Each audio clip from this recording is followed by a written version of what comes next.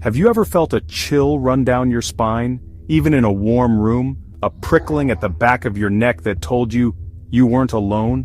The world is full of stories whispered around campfires, shared in hushed tones long after the lights go out. Stories that make you question what lurks in the shadows, what unseen forces might be watching your every move. Tonight, we delve into the darkest corners of human experience, into the terrifying reality of 5 true horror stories. These aren't tales spun for entertainment. These are real encounters, chilling accounts that will leave you questioning everything you thought you knew about the line between our world and the next. So, turn off the lights, lock your doors, and prepare yourself. Because tonight, we face the unknown. Tonight, we confront the terrifying truth that some things can't be explained.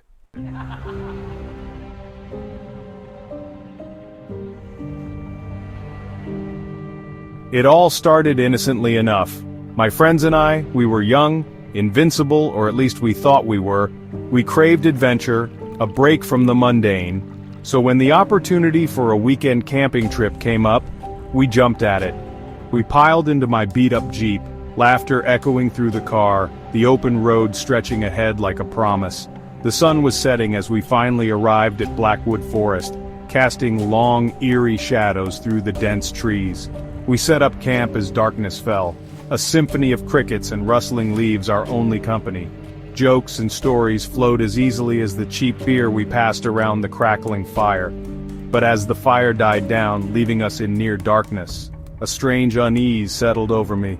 A feeling that something was watching us from the impenetrable shadows beyond the firelight.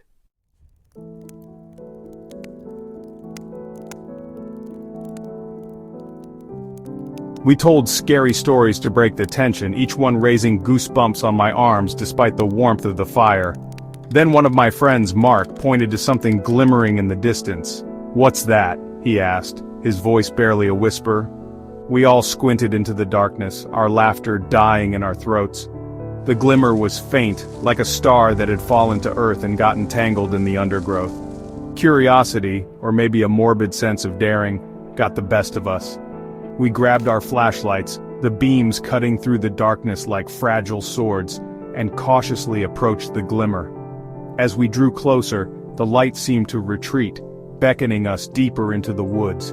The air grew heavy, the silence broken only by the sound of our own footsteps and the frantic beating of my heart.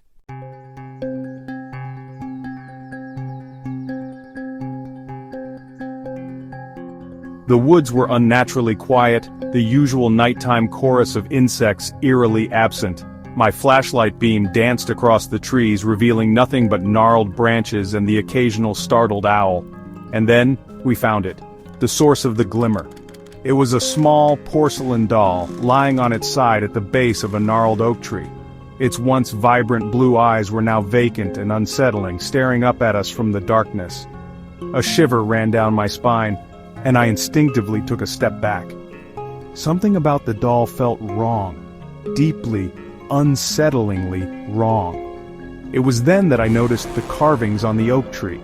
Crudely etched into the bark were symbols I didn't recognize, twisting, disturbing shapes that seemed to writhe in the flickering light of our flashlights.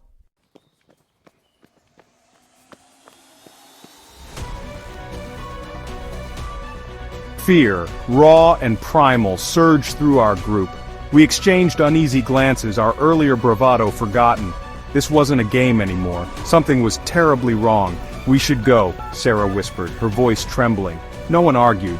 We turned, almost as one, and hurried back towards the safety of our campsite. The doll and the eerie symbols seared into our minds. As we ran, I couldn't shake the feeling that we were being watched, that something was following us, its unseen presence brushing against our heels. That night, huddled around the rekindled fire, we sat in terrified silence, too afraid to sleep, too disturbed to speak. We had gone into the woods seeking adventure, but what we found was a chilling mystery that clung to us like the scent of wood smoke, a mystery that, to this day, remains unsolved.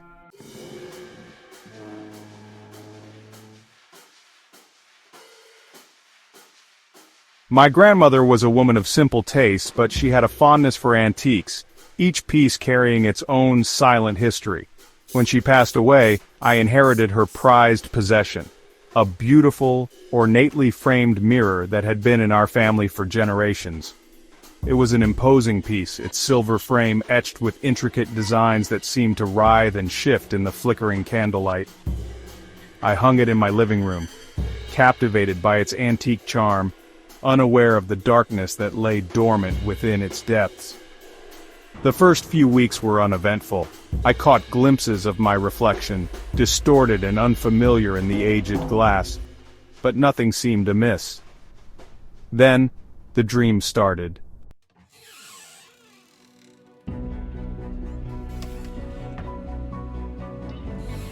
They always began the same way. I would find myself standing in a long, dimly lit hallway, the air thick with the scent of decay and something else, something metallic, like blood. A figure stood at the end of the hall, its back to me, shrouded in shadow. As I moved closer, the figure would turn, its face obscured by a veil of darkness, and I would jolt awake, my heart pounding against my ribs like a frantic bird in a cage. The dreams were vivid, terrifyingly real, and they left me feeling drained, haunted by a sense of dread that lingered long after I woke up.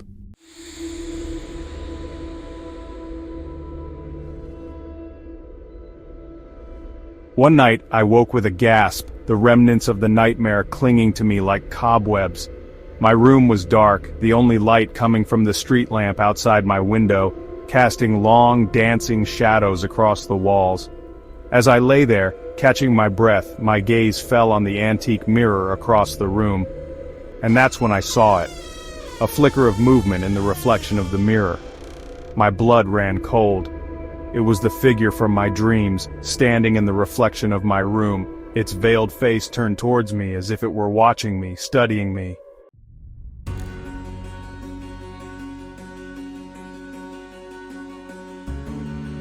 Terror, raw and paralyzing, gripped me. I couldn't tear my gaze away from the mirror, from the shadowy figure that seemed to be reaching towards me, its form solidifying with each passing second. I knew then, with chilling certainty, that the mirror was not what it seemed. It was a portal, a conduit to somewhere dark and dangerous, and I had unwittingly opened a door that should have remained closed. I didn't wait to see what horrors awaited on the other side. I scrambled out of bed, heart pounding in my chest, and ripped the mirror from the wall, flinging it to the floor with a crash that echoed through the silent house. The figure in the reflection vanished, the mirror shattering into 1,000 pieces. But the terror, the bone-chilling certainty that something malevolent had been unleashed, stayed with me long after the last shard of glass had settled.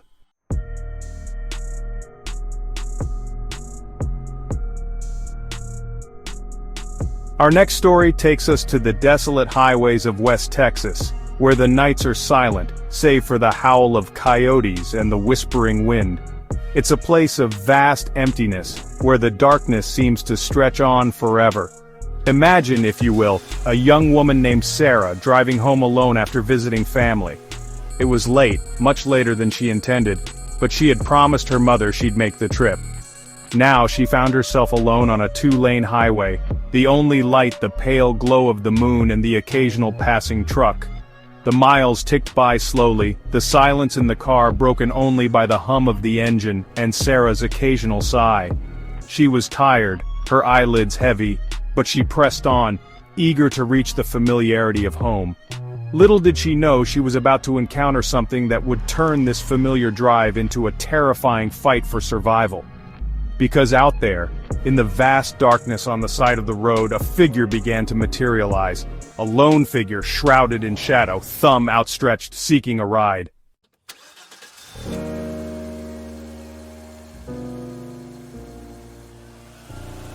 As Sarah approached, the figure stepped into the weak light of her headlights. It was a man, tall and lanky, with a gaunt face and eyes that seemed to bore into her. He wore a worn coat, the collar pulled high, and a hat pulled low over his brow. He didn't speak, didn't even offer a nod. He just stood there, his gaze fixed on Sarah, a strange intensity in his eyes.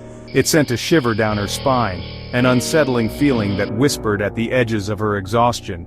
Despite the unease creeping into her heart, Sarah rolled down the window just a crack.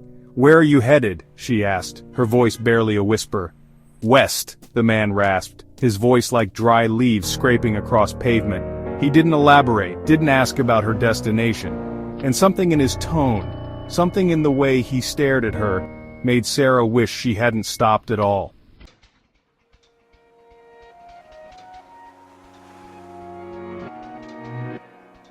Against her better judgment, Sarah decided to offer the man a ride.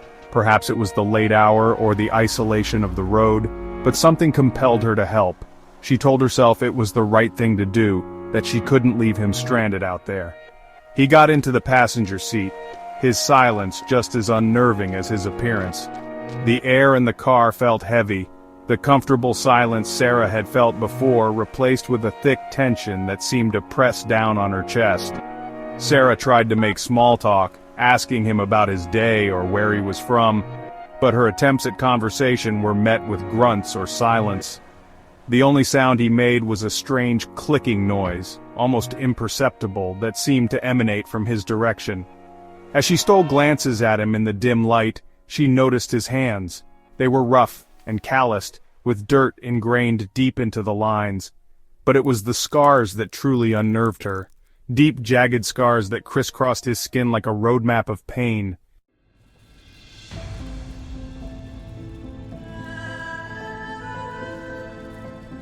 Miles turned into an eternity as Sarah drove, the silence in the car growing heavier with each passing mile. The clicking sound continued, intermittent and irregular, further fueling the unease that twisted in her gut. She tried to focus on the road, on the faint glow of the highway markers, but her eyes kept darting to the man in her passenger seat. His gaze seemed to follow her every move, his expression unreadable in the shadows. The hair on the back of Sarah's neck stood on end. She felt a chill run through her, a primal fear that whispered of danger. Every instinct screamed at her to stop the car, to force the man out and drive away as fast as she could. But something held her back. Fear, perhaps, or maybe something else. Whatever it was, it kept her frozen in place, trapped in a car with a man who grew more unsettling with each passing moment. And as the miles stretched on, Sarah realized this was no ordinary hitchhiker.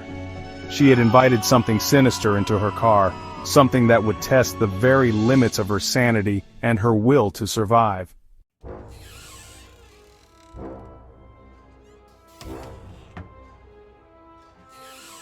Imagine, if you will, the sterile silence of a hospital room at 3 a.m., the rhythmic beep of a heart monitor, the faint hum of fluorescent lights, and the unsettling feeling that you're not alone. This is where our next story takes us, to a place where the veil between life and death seems to thin, a place where shadows move in the night and whispers echo in the darkness. Our story begins with Sarah, a young woman recovering from surgery in a dimly lit room at the end of a long, empty hallway. Her sleep is restless, plagued by nightmares and the unsettling feeling of being watched. She tries to shake off the unease, attributing it to the pain medication and the unfamiliar surroundings. But deep down, a primal fear begins to take root. As the night wears on, Sarah notices something strange. The door to her room, slightly ajar, begins to creak open, slowly at first, then with increasing speed. Her heart pounds in her chest as she strains to see into the darkness of the hallway beyond, but the shadows offer no comfort, no explanation for the unsettling movement. A cold shiver runs down her spine. She tries to rationalize the situation, telling herself it's just a draft, a trick of the light. But the hair on the back of her neck stands on end as a wave of icy air washes over her, carrying with it the faint scent of decay and the unmistakable feeling that she is no longer alone.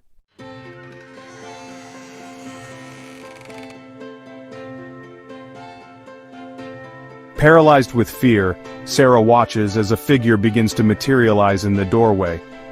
It's the silhouette of a man, tall and gaunt, his features obscured by the darkness.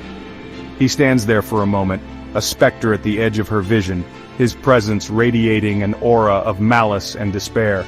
Then the figure takes a step forward, gliding silently into the room.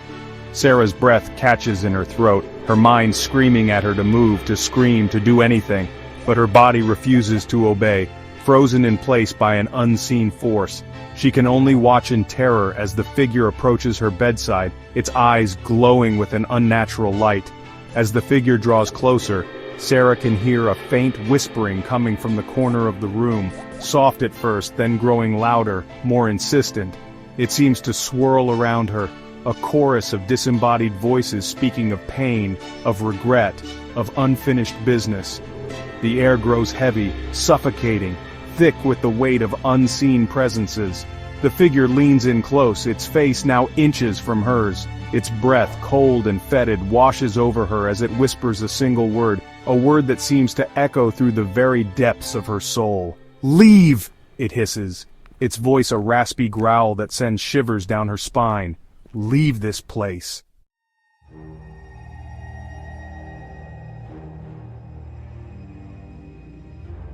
Sarah's mind races, desperately searching for an explanation, for a way out of this nightmare.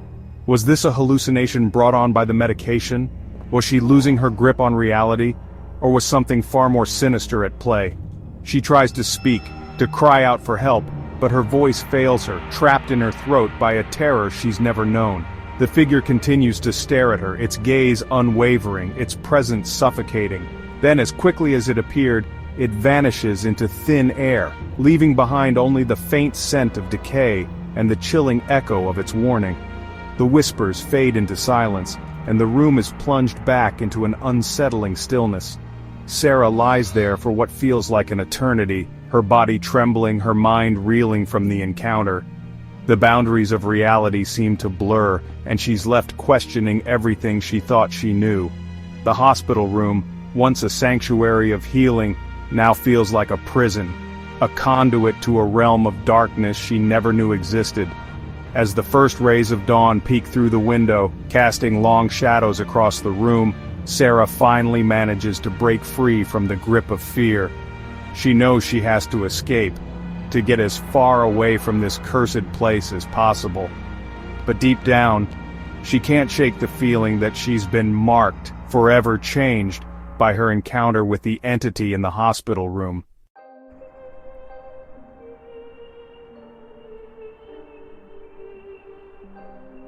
As soon as the sun is fully up, Sarah frantically calls for a nurse, her voice trembling as she explains that she needs to leave, that she can't stay in this room for another moment. The nurse, though skeptical, agrees to her request, attributing Sarah's panicked state to the trauma of surgery and the side effects of medication. With a mix of relief and lingering dread, Sarah gathers her things and hurriedly checks herself out of the hospital, ignoring the protests of the doctors who urge her to stay for further observation. She can't explain the feeling, but she knows in her heart that she's not safe within those walls, that something evil lurks within the hospital's corridors. As she steps out into the bright sunshine, Sarah can't shake the feeling that she's being watched. She keeps looking over her shoulder, half expecting to see the shadowy figure of the man from her room, his glowing eyes boring into her back. The scent of decay seems to cling to her, a constant reminder of her terrifying ordeal. From that day forward, Sarah vowed to never set foot in a hospital again. The memory of that night, of the chilling encounter with the entity and its cryptic warning, continues to haunt her dreams, a constant reminder of the unseen forces that lurk at the edges of our reality, waiting for the opportune moment to step into our world.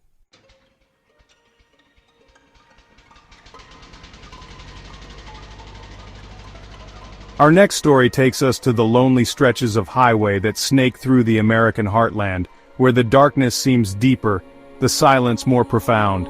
It's a tale as old as time itself, a cautionary reminder that not all who wander are lost, and some roads are best left untraveled. Picture this, a young man named David, driving home late one rainy night. The rhythmic swish of his windshield wipers and the drone of the engine are the only sounds breaking the silence. The highway stretches out before him, a ribbon of asphalt disappearing into the impenetrable darkness. Suddenly, in the beam of his headlights, David spots a lone figure standing by the side of the road. It's a young woman, dressed in a white dress, her thumb extended in the universal sign of a hitchhiker. Her face is obscured by the shadows of her hood, but something about her demeanor, a sense of urgency perhaps, compels David to pull over. As he rolls down the window, the rain intensifies, drumming a steady beat against the roof of the car. The woman steps closer, her face now illuminated by the dim glow of the interior light. She's strikingly beautiful, with long dark hair and piercing blue eyes. Her voice when she speaks is soft and melodic, but laced with a hint of sadness.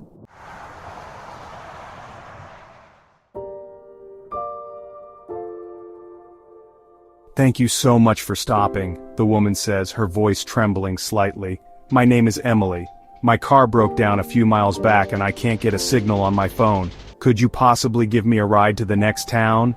David, despite a nagging feeling of unease, finds himself agreeing. There's something about Emily, a vulnerability that disarms him. He can't leave her stranded out here in the middle of nowhere, especially not on a night like this. She climbs into the passenger seat, bringing with her a chill that seems to pierce the warmth of the car's heater. As they drive, David tries to make small talk, asking Emily about herself, where she's from, where she's going, but her answers are vague, almost evasive. She seems lost in thought, her gaze fixed on something in the distance that David can't quite make out. The miles tick by, and the rain continues to fall, creating an almost hypnotic rhythm as they drive deeper into the night. David glances over at Emily, who's staring out the window, her face pale and drawn. He's about to ask if she's all right when she suddenly turns to him, her eyes wide with fear.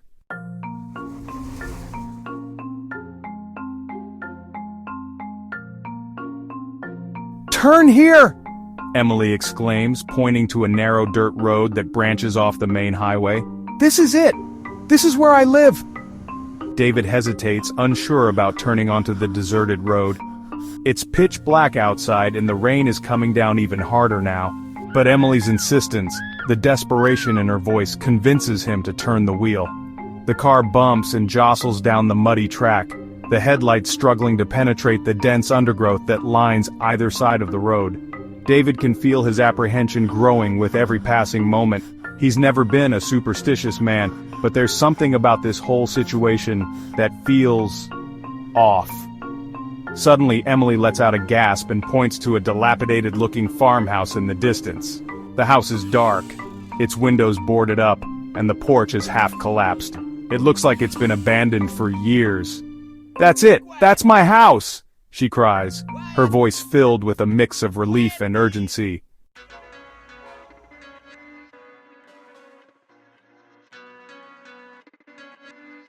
David pulls the car to a stop in front of the house, his unease growing with each passing second. Before he can even turn off the engine, Emily throws open the door and scrambles out, disappearing into the darkness before David can even utter a word. He calls out after her, but there's no answer, only the sound of the rain and the wind whistling through the trees. Confused and more than a little frightened, David gets out of the car and cautiously approaches the house.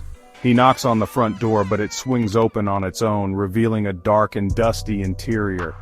He calls out for Emily again, his voice echoing through the empty rooms, but there's no response. David spends the next hour searching the house and the surrounding woods, but there's no sign of Emily. It's as if she vanished into thin air. Shaken and disturbed, David returns to his car and drives away, the image of Emily's terrified face seared into his memory. Days turn into weeks and David can't shake the feeling that something terrible happened to Emily that night. He tries to put it out of his mind, but the memory of the vanishing hitchhiker continues to haunt him, a chilling reminder of the mysteries that lurk in the shadows of our world, waiting to draw unsuspecting souls into their depths.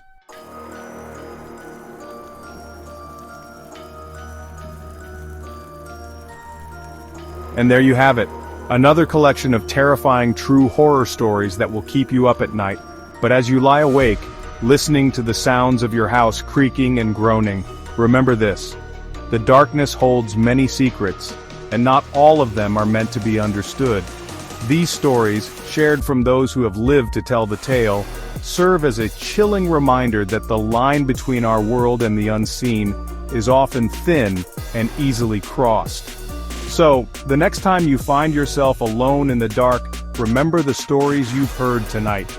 Remember that sometimes, the most terrifying monsters aren't the ones that go bump in the night, but the ones that lurk in the shadows of our minds, feeding on our deepest fears.